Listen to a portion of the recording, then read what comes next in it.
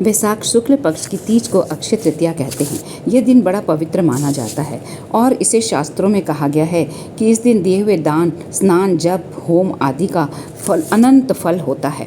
एक समय युधिष्ठिर ने भगवान श्री कृष्ण से अक्षय तृतीया के बारे में पूछा तो वह कहने लगे, हे राजन, इस पुण्य तिथि से जो भी पूर्वाह्न में पुण्य कर्म किए जाते हैं उसका फल अक्षय होता है।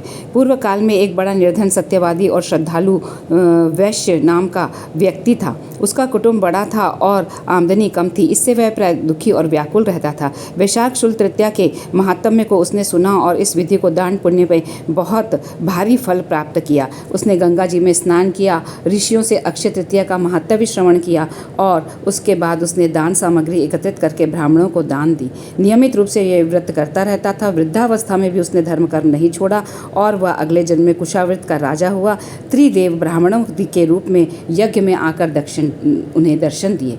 इस प्रकार धर्म कर्म करते रहने से वह धर्मदास जो है अपने अक्षय पुण्य फलों के कारण, अक्षय तृतीया के पुण्य फलों के कारण वह अत्यंत प्रसिद्ध राजा हुआ। कहते हैं कि इस दिन दिया गया दान कभी भी खाली नहीं जाता।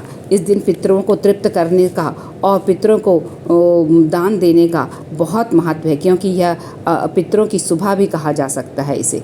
इसलिए इस दिन दान अवश्य दें। दान के रूप में सत्तू, कुमकुम, जल कुंभ, दही, पंखा, चावल, वस्त्र, अन्न आदि का दान किया जा सकता है, जिससे कि अगले जन्म में भी यह फल प्राप्त होता है। ओम नमो भगवते वासुदेवाय। ओम नमो भगवते वासुदेवाय।